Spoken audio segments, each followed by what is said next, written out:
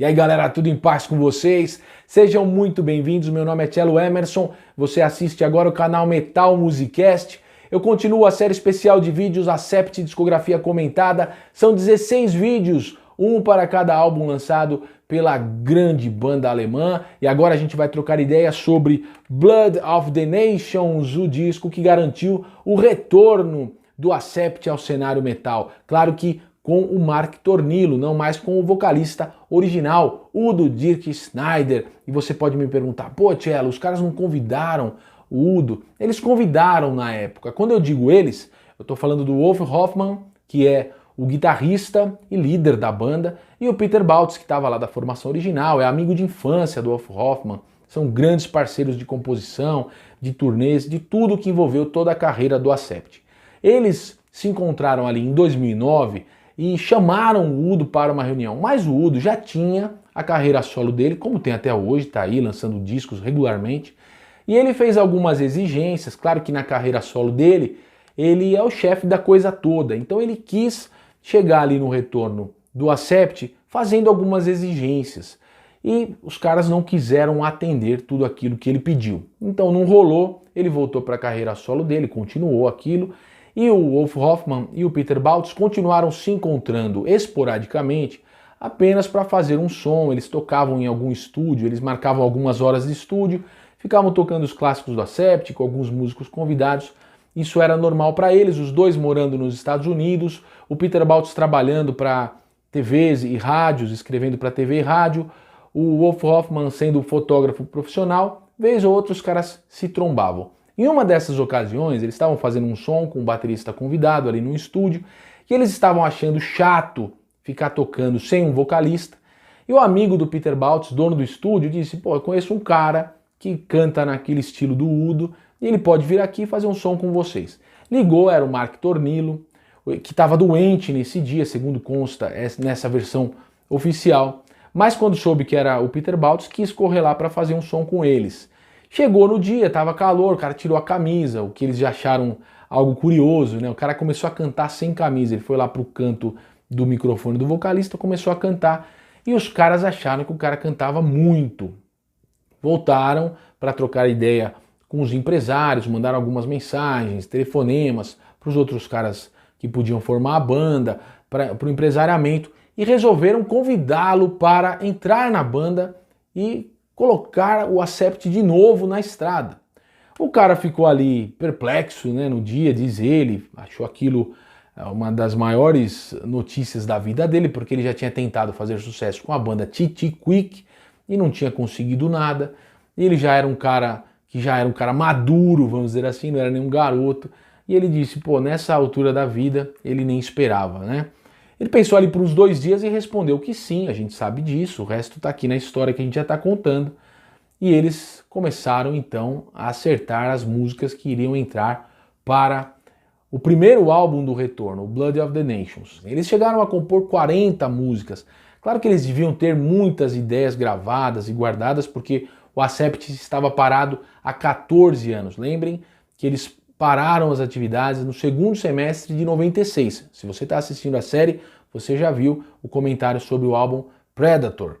E agora, 14 anos depois, os caras deviam ter várias ideias, começaram a compor aquilo, a ajustar esse som todo, e conheceram também, por intermédio de um amigo em comum, o produtor, o Andy Sneap, que está famoso hoje, é um queridinho aí das bandas de metal, mas ele se mostrou um grande fã do Accept, sabia muito bem o que fazer.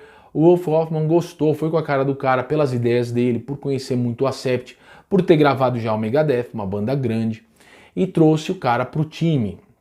E ele foi fundamental para escolher, dentro daquelas 40 músicas, quais seriam as mais adequadas para entrar no álbum, qual a sonoridade mais adequada para um retorno do Accept.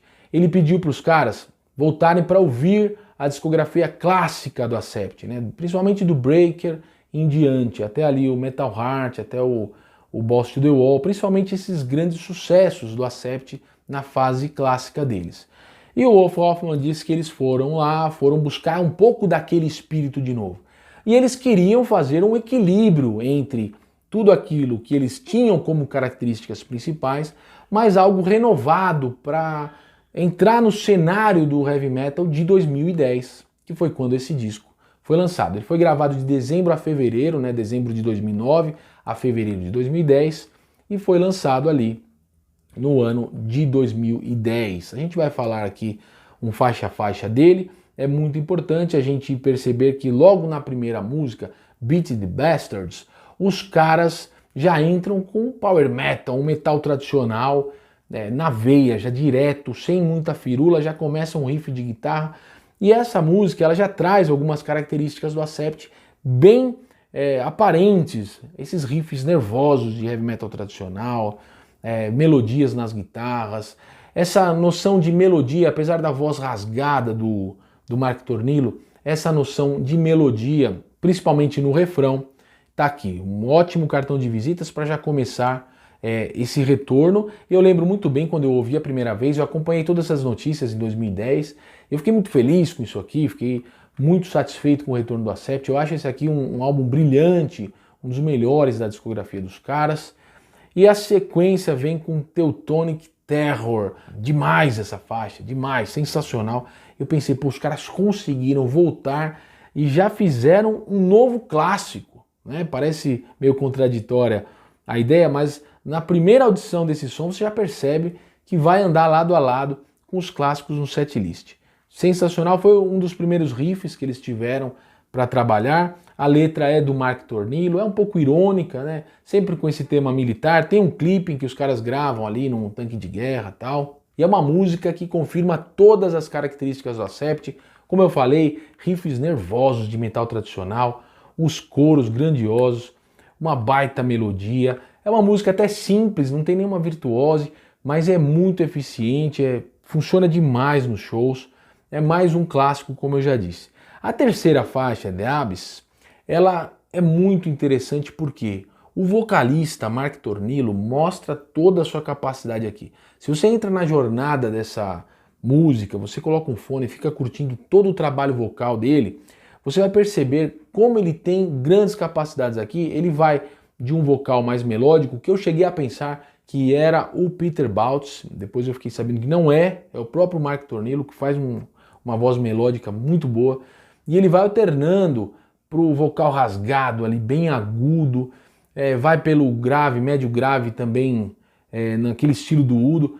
É uma demonstração de toda a capacidade do cara. Os caras dizem que ele sabe tocar baixo, ele sabe tocar bateria e guitarra e piano, ele tem noções de todos esses instrumentos, então ele consegue ter uma noção musical muito boa. E aqui o talento do cara está colocado à prova. A quarta é a faixa título, ela começa daquele jeito meio Iron Maideniano, né? Aquela melodia que faz a gente lembrar do metal tradicional do Iron Maiden. Tem uma letra que é uma homenagem aos soldados, os caras disseram, pô, os soldados saem, vão lutar pela liberdade de alguns países para que caras como nós, os músicos dizendo isso nas entrevistas, possam ter a liberdade, curtir, viver uma vida normal. Então eles quiseram homenagear os soldados. É metal tradicional, com essa influência que não é incomum pro Accept, de bandas inglesas, né? Principalmente aqui do Iron Maiden. A 5, a Shades of Death, começa um pouco acústica. Eu percebi um certo tom de Rammstein aí, numa passagem, né? Depois da introdução acústica, uma passagem ali instrumental, mas é bem leve, é bem na manha, não é escancarado, mas os caras também assimilaram um pouco dessa influência. Muitas bandas alemãs assimilaram a influência do Rammstein. E eles trazem essa música que também é muito bem trabalhada, tem uma parte mais lenta, depois entra um metal mais pesadão. Ela passa um pouco batida para mim, mas é uma boa música. Depois vem Locked and Loaded, essa sim, um speed metal que podia estar no Restless and Wild, no Breaker, aquele metal tradicional típico do Accept, nervoso, rápido, muito pesado. A faixa 7, Time Machine, ela era bônus, né? Ela era bônus. Aqui no Brasil saiu, já aqui está escrito que é bônus, mas sai aqui no CD, no tracklist normal. É uma das melhores do álbum. Tem um lance assim de progressivo, vamos dizer, sem exagerar, mas ela é muito boa. É outra faixa, assim como a The Abyss, ela merece ser curtida com fone, você pegar todo o talento do Mark Tornillo aqui, o cara está fazendo um excelente trabalho. As guitarras do Wolf Hoffmann também excelentes aqui. Vale lembrar que o outro guitarrista é o Herman Frank, que é um dos caras que eu mais curto os CDs da carreira solo dele e curto muito toda a participação dele no Accept. Ele estava aqui também de volta. Na batera, o Stefan Schwarzman, Stefan Kaufmann, o grande baterista do Accept, estava lá com o Udo, não estava mais tendo esse contato a ponto de voltar a tocar com os caras. Aqui era o Stefan Schwarzman, faz um trabalho também excelente. A oitava faixa, Kill the Pain, tem uma influência da música clássica que é muito carregada, que o Wolf Hoffmann sempre traz para o Accept, desde os primórdios até aqui. Se você pega os discos solo do Wolf Hoffmann, né, o Classicals e o Headbanger Symphony, tem muito estilo dessa música aqui, Kill the Pain. Naqueles discos solo ele faz um arranjo de música clássica, ele pega alguns trechos de sinfonias e faz isso com um jeito de heavy metal. E aqui a gente percebe que Kill the Pain é muito influenciada por todo esse trabalho que ele faz com a música clássica. A 9, Rolling Thunder, é um baita som, mais um baita heavy metal. Tem um riff bem hard rock, mas você percebe que aqui o Andy Sneap, ele deu muita opinião, ele quis trazer muito o Accept para o heavy metal mais pesado.